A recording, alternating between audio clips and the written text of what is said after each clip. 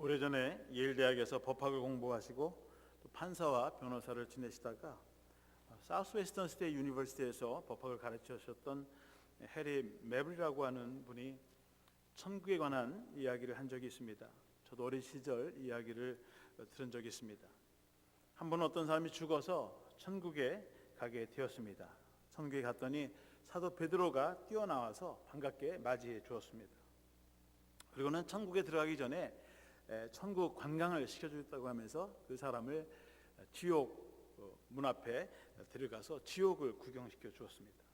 그 사람이 지옥 안을 들여다보니까 그 지옥에 식탁 테이블이 쫙 펼쳐져 있는데 끝이 없을 정도로 펼쳐져 있었습니다.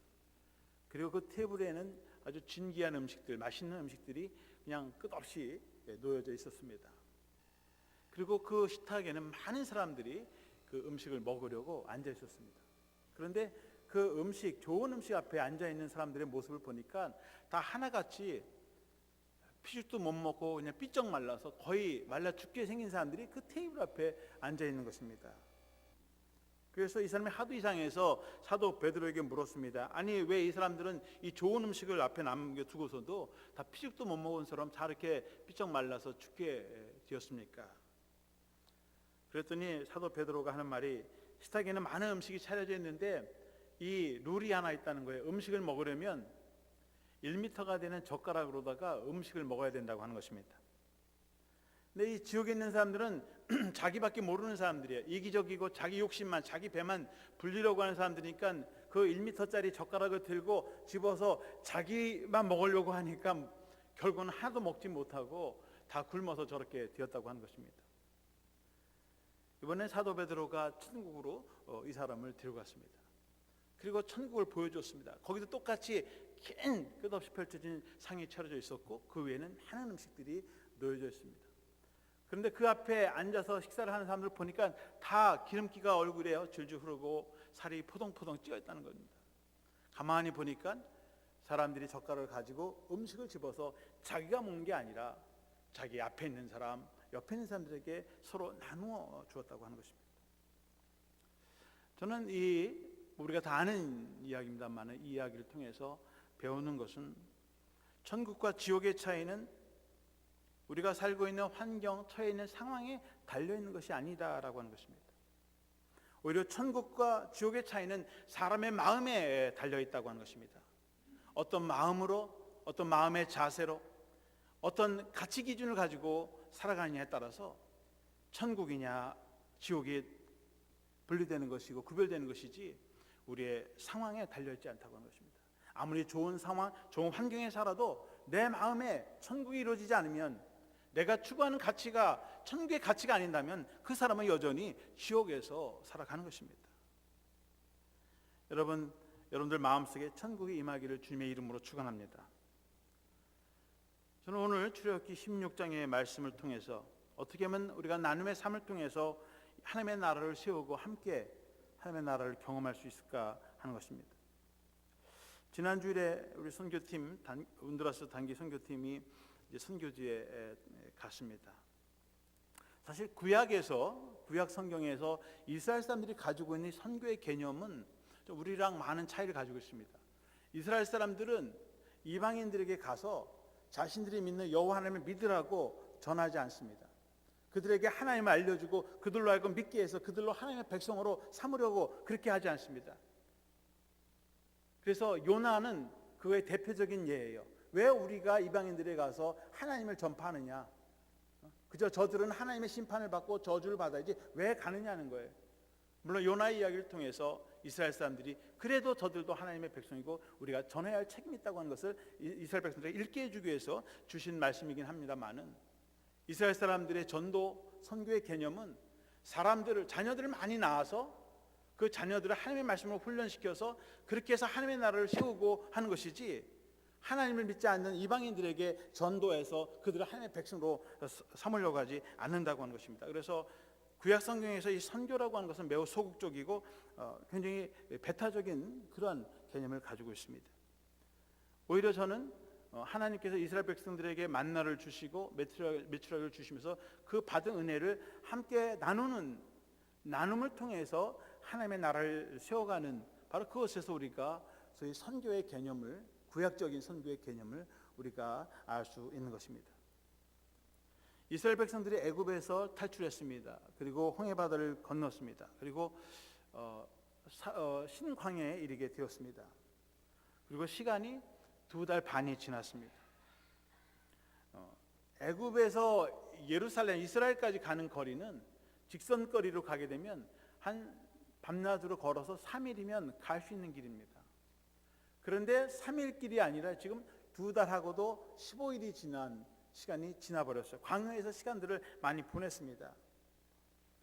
3일이면 도착할 길, 그래서 음식을 쌓아도 그저 많으면 일주일, 더 많으면 한 달 정도의 식량을 준비해가지고 광야에 나왔는데 2달 반이 지났으니 자신들이 가져온 음식물이 다 떨어지게 되었습니다. 더 이상 먹을 것이 없습니다. 아이들도 먹을 것이 없다고 배가 고프다고 울기 시작했습니다. 어른들도 먹을 것이 없으니까 불평하고 불만을 토로하기 시작했습니다. 이스라엘 백성들이 모세와 아론에게 와서 불평하고 원망을 합니다. 그리고 3번의 책망을 받았습니다. 첫 번째 책망은 3절에 보면 이스라엘 백성들이 배가 고프니까 지도자인 모세에게 우리에게 빵과 고기를 달라는 거예요. 우리가 애굽에 살 때는 적어도 굶지는 않았다. 고기 가마 곁에서 주인이 먹는 고기를 먹었지만 그 옆에서 한 점이라도 내가 얻어 먹었고 빵도 먹었다는 거예요. 사실 이스라엘 백성들이 애굽에서 종살이하면서 종들이 얼마나 고기를 실컷 먹겠습니까? 얼마나 빵을 배불리 먹었겠습니까? 그저 주인 상에서 떨어지는 것, 남는 찌꺼기나 얻어먹는 것이 종의 신세요, 노예의 신분입니다. 과거를 잃어버리는 거예요.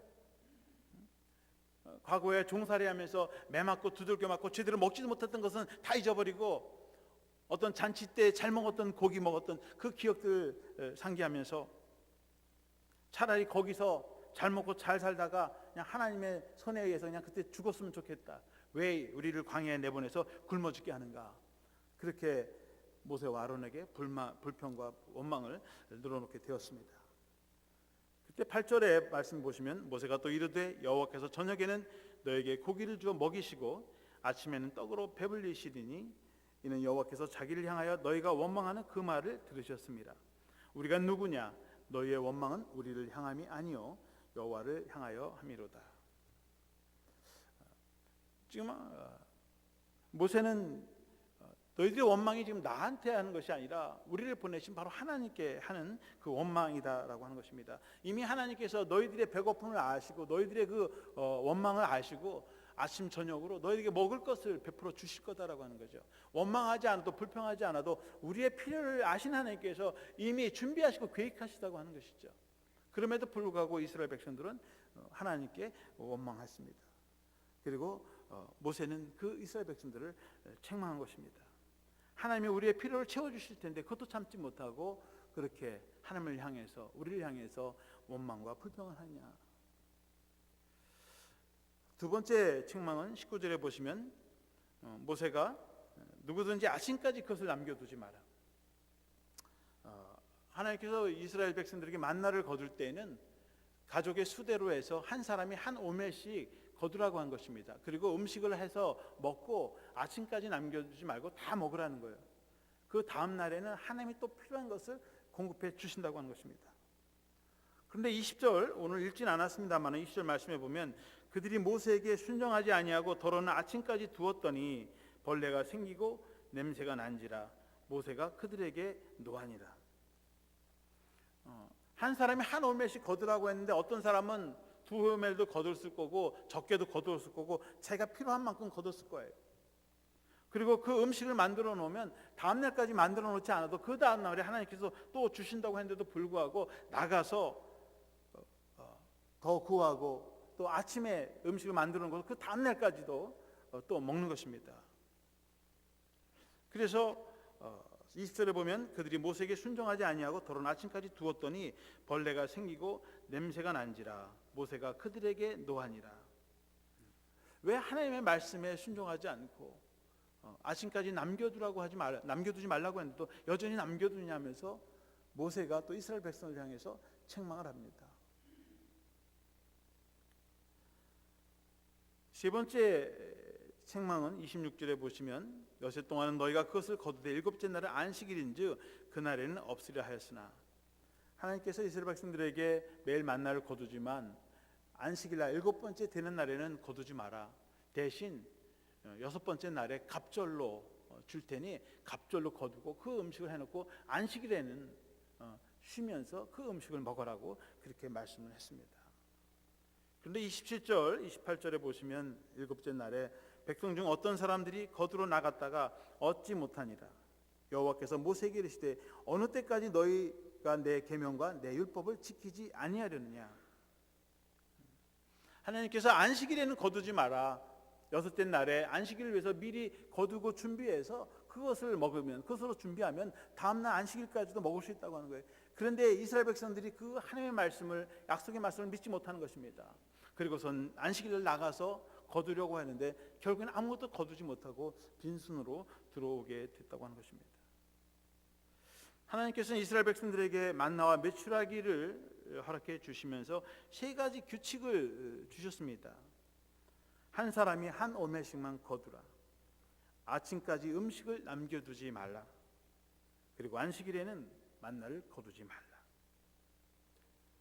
하나님이 이 세 가지 규칙을 주시고 또 그것을 통해서 책망을 하시면서 이 세 가지 규칙을 주신 것은 이것을 통해서 하나님의 경제 원칙, 나눔의 법칙에 대해서 말씀해 주려고 하는 것입니다. 저는 이 세 가지를 통해서, 세 가지 규칙을 통해서 하나님의 경제 원칙, 하나님의 경제 윤리학을 세 가지로 함께 여러분들과 나누기를 원합니다. 하나님의 나눔의 법칙, 그 첫 번째는 모자라지도 않고 남지도 않게 거두라 하는 것입니다. 18절 말씀해 보시면 오멜로 되어 본즉 많이 거둔 자도 남음이 없고 적게 거둔 자도 부족함이 없이 각 사람은 먹을 만큼만 거두었더라. 하나님께서 이스라엘 백성들에게 한 사람이 한 오멜씩, 그러면 그 사람에게 필요한 만큼 충분한 양이 된다고 하는 것입니다. 그런데 어떤 사람은 한 오멜 갖고는 부족하니까 막 두 오멜, 세 오멜도 그냥 여기저기 다니면서 거둔 사람도 있을 테고, 또 어떤 사람들은 다리가 불편해서 조금밖에 거두지 못하는 사람도 있었을 것입니다. 그런데 신기하게도 많이 거둔 사람이나 적게 거둔 사람이나 다 똑같이 오멜로 재어보니까 그들의 필요한 양 한 오멜씩을 거두게 되었다고 하는 것입니다.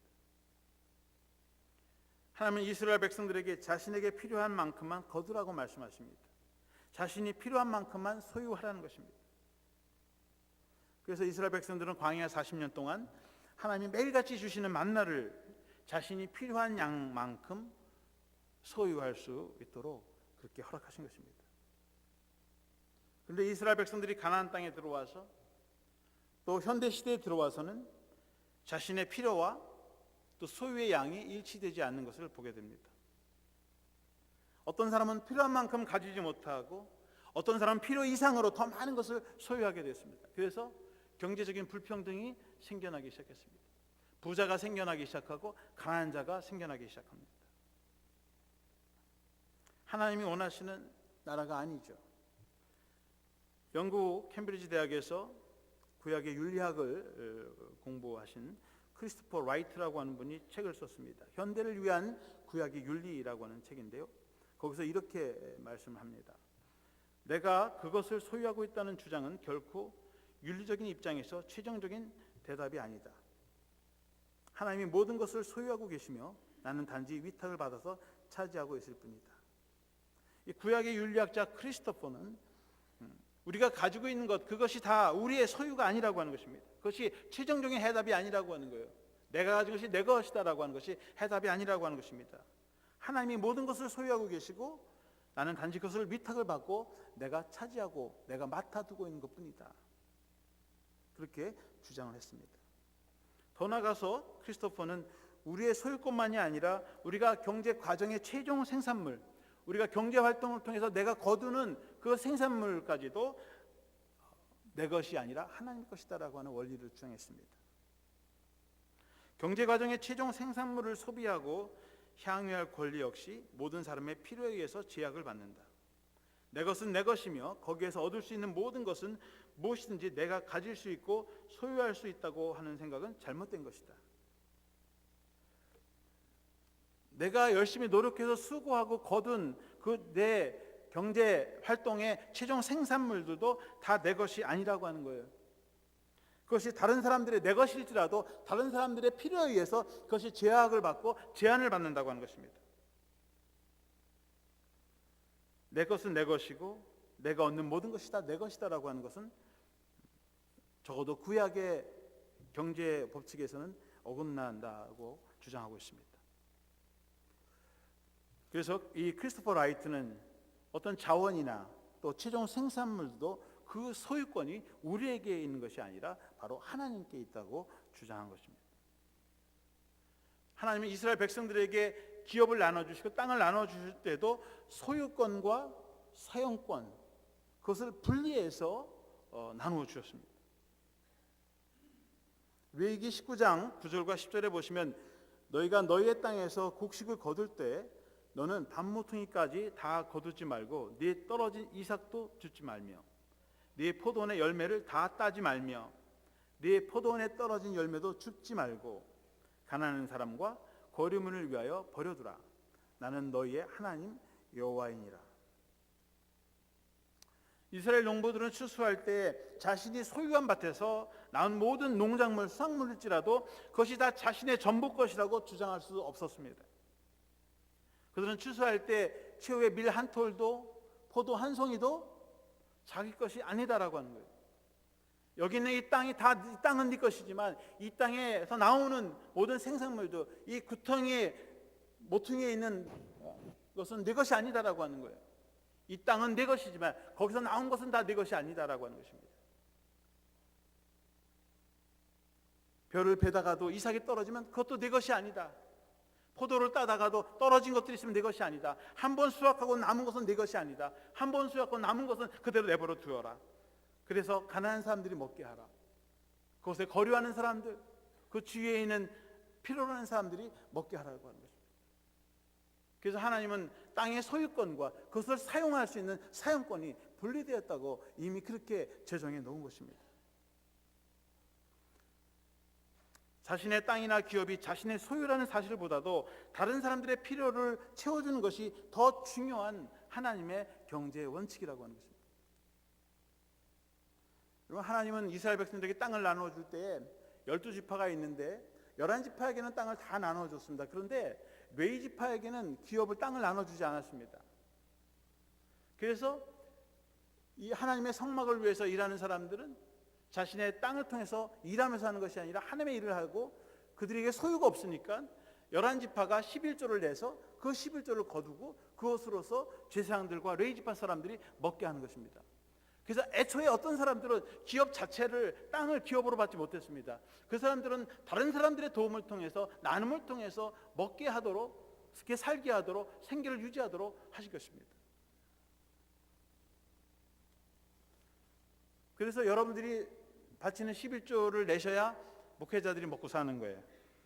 여러분들이 11조 헌금, 주정헌금을 내지 않으면 목회자는 굶는 것입니다. 그게 하나님의 원칙인 거예요. 어떤 사람은 날 때부터 불구자로 태어났습니다. 앞을 보지 못하고, 어떤 사람은 말을 못하고, 어떤 사람은 다리가 불구라서, 어떤 사람은 손이 없어서 일을 못해. 어떤 사람은 날 때부터 인큐베이터부터 식물인간처럼 다른 사람의 의술을 통해서 의사 선생님들의 어떤 도움을 통해서 살아가는 사람들이 있습니다. 그 사람들에게는 기업도 일할 수 있는 기회도 주어지지 못합니다. 왜? 부족하니까.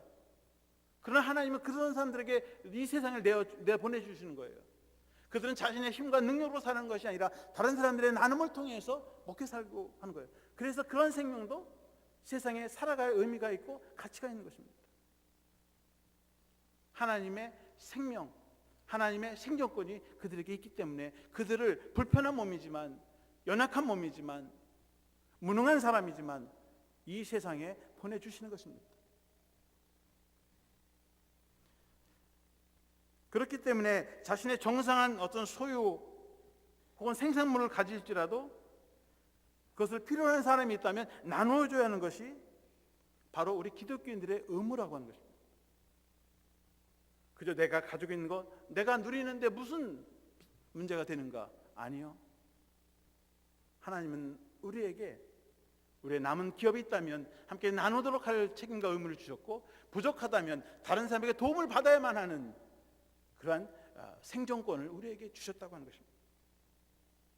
이것이 바로 하나님의 나눔의 법칙인 것입니다. 하나님의 나눔의 두 번째 원리는 안식일에는 거두지 말라라고 하는 원칙입니다. 25절 말씀해 보시면, 모세가 이르되 오늘은 그것을 먹으라. 오늘은 여호와의 안식일인즉 오늘은 너희가 들에서 그것을 얻지 못하리라. 하나님은 이스라엘에게 만나를 주시면서 안식일의 중요성을 상기시켜 주십니다. 안식일을 기억하고 다른 날과 구별해서 지키라는 명령을 이 출애굽기와 또 신명기에서 언급하고 있습니다. 출애굽기 20장 11절에 보시면, 이는 엿새 동안에 나 여호와가 하늘과 땅과 바다와 그 가운데 모든 것을 만들고 일곱째 날에 쉬었습니다. 그러므로 나 여호와가 안식일을 복되게 하여 그날을 거룩하게 하였느니라. 출애굽기에서는 이 안식일을 하나님의 창조 사역과 관련해서 하나님이 엿새 동안에 일하셨고 하루는 쉬셨기 때문에 그것이 하나님의 법칙이라는 거죠. 그래서 우리들도 엿새 동안에 일하고 하루는 쉬어야 된다고 하는 것입니다. 그리고 신명기 5장 15절에 보면 좀 다른 관점에서 말씀하고 있습니다. 너는 기억하라. 네가 애굽 땅에서 종이 되었더니 네 하나님 여호와가 강한 손과 편팔을 거기서 너를 인도하여 내었나니 그러므로 네 하나님 여호와가 네게 명령하여 안식을 지키라 하느니라. 신명기에서 이 안식일의 의미는 이스라엘 백성들이 애굽에서 종살이를 했다는 것입니다. 여러분, 종이라고 하는 건, 노예라고 하는 건 쉬는 날이 없어요.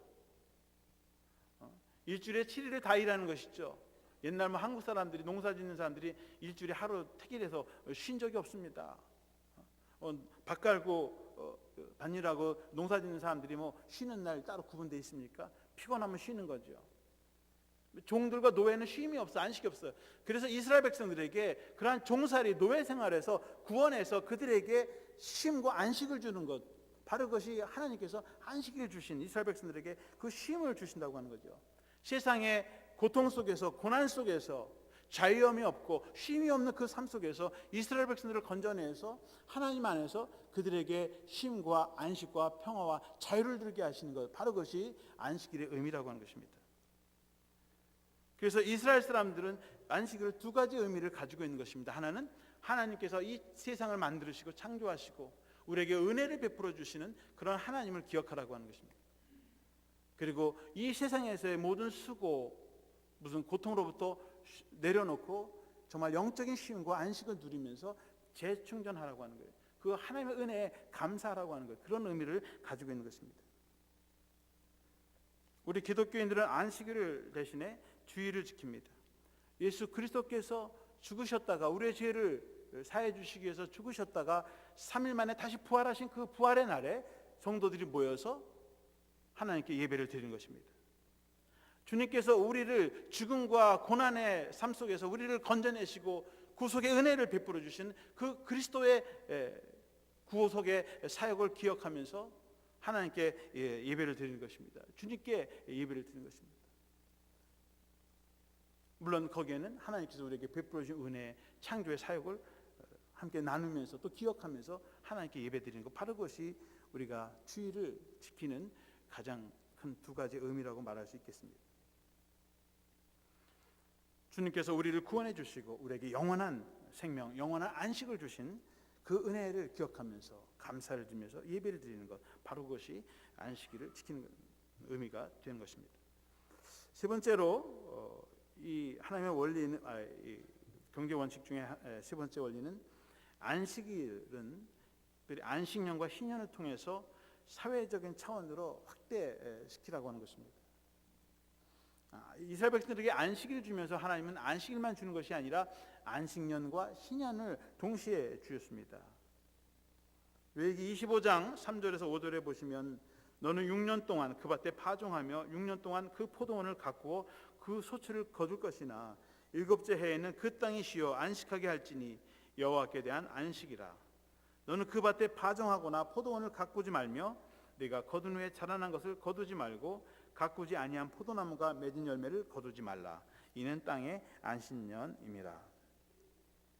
이스라엘 사람들은 매 7년마다 안식일을 지켜야만 했어요. 안식년을 지켜야만 했습니다. 그래서 모든 땅의 경작을 쉬어야만 했습니다.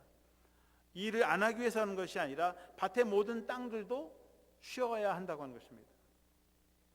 또 6절과 7절에 보시면 안식년의 소출은 너희가 먹을 것이니 너와 네 남종과 네 여종과 네 품꾼과 너와 함께 거류하는 자들과 네 가축과 네 땅에 있는 들짐승들이 다 그 소출로 먹을 것을 삼을지니라. 안식년에도 경작하지 않은 소출이 나온다는 거예요. 예를 들면 포도원을 하게 되면 포도원은 내가 가꾸지 않아도 포도가 거기서 자연히 나게 돼 있죠. 일을 하지 않아도 잉여 생명물이 나오는 거예요. 그럼 그게 누구 거냐? 나도 먹을 수 있고 너의 네 남종과 여종도 먹을 수 있고 네 품꾼도 먹을 수 있고 함께 거류하는 사람도 먹을 수 있고 네 땅에 있는 들짐승들도 그 소출을 먹을 수 있다. 다시 말하면 안식년에 나오는 소출은 내 것이 아니라 이웃과 가난한 사람들과 들짐승들에게도 다 모두의 공동의 소유가 된다고 하는 거죠. 적어도 7년에 한 번 나오는 생산은 내 것이 아니라 우리 모두의 것이다 라고 하는 것이 안식년을 주시는 의미다라고 하는 것입니다. 그래서 안식년의 소출은 다 자신의 것에 자신의 소유가 아니라 그 소출을 필요로 하는 사람들과 함께 나누어야 된다고 하는 거죠. 하나님은 더 나아가서 이 안식년을 7번째 맞이하게 되면 소위 희년을 선포하게 되어 있습니다. 그래서 이 희년은 약자와 또 가난한 자와 나눔을 어떤 개인적인 차원에서만이 아니라 사회 전체의 사회적인 차원에서 제도화시켜서 이 사회 전체를 나눔의 공동체로 바꿔가도록 만들어 놓은 제도인 것입니다. 레위기 25장 39절에서 41절에 보시면 너와 함께 있는 네 형제가 가난하게 되어 내게 몸이 팔리거든 너는 그를 종으로 부르지 말고 품꾼이나 동거인과 같이 함께 있게 하여 희년까지 섬기게 하라. 그때에는 그와 그의 자녀가 함께 네게서 떠나 그의 가족과 그의 조상의 기업으로 들어가게 하라. 어떤 사람이 가난해서 몸이 팔렸습니다. 그래서 남의 집에 와서 종살이를 하게 되었습니다. 그런데 이 사람을 종으로 부르지 말라는 거예요. 품꾼과 동거인 같이 함께 있으면서 희년까지 그 가정을 섬기게 해야 되는데 형제처럼 저기 동기간처럼 그렇게 지내라고 하는 것입니다. 그리고 희년이 되면 그와 그의 가족들을 원래 있었던 곳으로 자신의 기업으로 다 돌려보내라고 하는 것입니다. 그들에게 자유를 주라고 하는 것입니다. 그래서 자신의 종일지라도 영원히 나의 소유가 될 수 없다고 하는 거죠. 나의 종이 될 수 없다고 하는 거예요. 희년이 되면 다 내주어야 한다고 하는 거예요. 내가 능력이 있다고 돈이 많다고 다른 사람의 생명을 사고 다른 사람의 몸을 샀다고 해서 내 것이 아니라고 하는 거예요.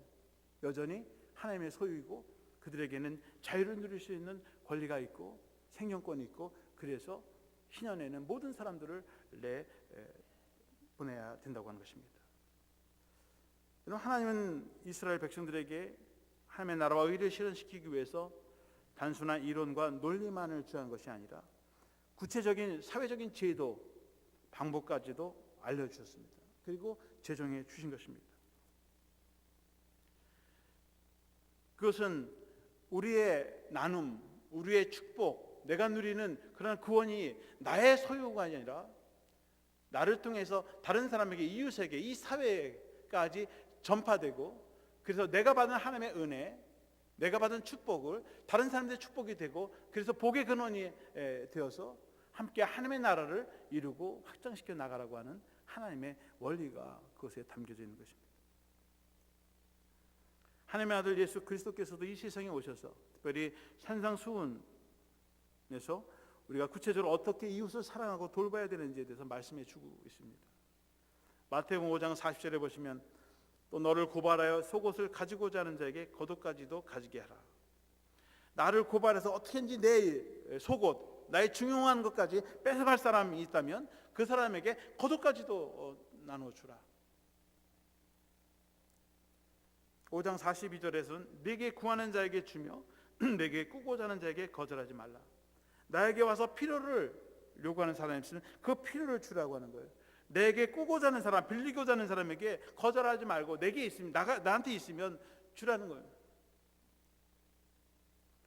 또한 6장 3절 4절에 보시면 너는 구제할 때 오른손이 하는 것을 왼손이 모르게 하여 내 구제함을 은밀하게 하라. 은밀한 중에 보시는 너의 아버지께서 갚으시리라. 우리가 구제할 때도 오른손이 하는 일을 왼손이 알지 못하게 은밀하게 하라. 그러면 은밀한 중에 보시는 하나님께서 다시 갚아주시고 더 좋은 곳으로 채워주신다고 하는 것입니다. 나눌 때 채워진다. 나눌 때 하나님의 나라가 임하게 한다고 하는 거예요. 내가 누릴 때 천국을 경험하는 것이 아니라 하나님의 나라에서는 나눌 때 그것에 하나님의 나라가 임하고 천국이 이루어진다고 하는 것입니다. 선교라고 하는 것은 하나님의 소유와 나눔의 법칙을 통해서 구체적으로 실천하는 행위가 되는 것입니다. 하나님을 알지 못하는 사람들에게 하나님께서 나에게 주신 만나, 하나님께서 나에게 메추라기를 주신 그 은혜를 나만 먹고 마시고 누리는 것이 아니라 그것을 필요한 사람들에게 함께 나누는 그 나눔을 통해서 내가 받은 은혜, 내가 받은 축복, 내가 받은 구원의 그 은혜를 다른 사람과 나눠줄 때 하나님의 나라와 의의가 이 땅에 실현하게 되는 것입니다. 사랑하는 우리 미드허슨교회 성도님들은 하나님의 소유, 하나님의 나눔의 법칙을 통해서 또 예수 그리스도의 사랑의 법칙을 통해서 우리 자신만이 아니라 우리 이웃에게 더 나아가서 땅끝에 있는 사람들까지도 바로 그리스도의 사랑, 하나님의 은혜와 축복을 함께 나누어줘서 이 땅에 하나님의 나라와 의를 실현시켜 나가는 저와 여러분들이 되시기를 주님의 이름으로 축원합니다.